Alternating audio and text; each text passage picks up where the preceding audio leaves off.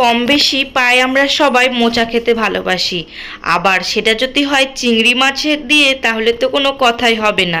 তো মোচাটা ছিলতেই প্রথমত প্রচণ্ড বিরক্ত লাগে, যেটা একা হাতে সম্ভব নয়। তাই আমার বরকে নিয়ে আমি বসে পড়েছি প্রথমে মোচা ছেলার জন্য। তো মোচাটা দুজন মিলে অনেকটা তাড়াতাড়ি ছিলেছিলাম, আর এত সুন্দর করে ছেলার পর লাগছিল না দেখতে মোচাগুলো। তো আমার তো মোচা খেতে ভালোই লাগে, আর তোমাদের কেমন লাগে অবশ্যই কিন্তু কমেন্টে বলবে। আর মোচাগুলো দেখো কত সুন্দরভাবে সবগুলো আমরা মোচা সুন্দর করে ছিলে নিয়েছি। প্রথমত দেখতে মনে হয়েছিল অনেকটা বড়, কিন্তু ছেলার পর অনেকটা কম হয়ে গেছে।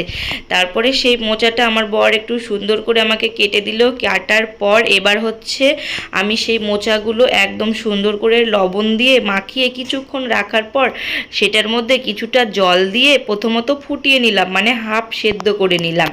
তারপরে যে চিংড়ি মাছগুলো নিয়ে এসেছে আমার বর বাজার থেকে, সেই চিংড়ি মাছগুলো সুন্দর করে ভেজে নিলাম। ভাজার পর একটা বড় পরিমাণে আলু কেটে সেটাকেও ভেজে নিলাম।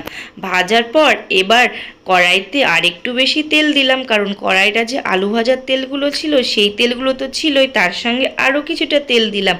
দেওয়ার পর পেঁয়াজ আর রসুন বাটা দিলাম। দেওয়ার পর তারপরে দিলাম আদা বাটা, জিরা বাটা আর কাঁচা লঙ্কার পেস্ট। দেওয়ার পর একটু দিলাম কাশ্মীরি লঙ্কা, তার সঙ্গে দিলাম পরিমাণ মতো চিনি।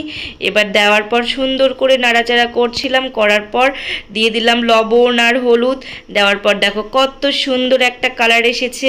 যেহেতু মশলা যখন তোমরা দিবে তারপরে কিছুটাক্ষণ মশলাটা ঢেকে রাখলে সুন্দর একটা কালার চলে আসে। তারপরে সেই মোচাটা সিদ্ধ করে মোচাটা দিয়ে দিলাম। সিদ্ধ করে রাখা মোচা দেওয়ার পর তার সঙ্গে দিলাম আলু আর চিংড়ি মাছটা। দেওয়ার পর বেশ অনেকটাক্ষণ একটু ভাজাভাজি করছিলাম। তারপর দিয়ে দিলাম পরিমাণ মতো একটু গরম জল।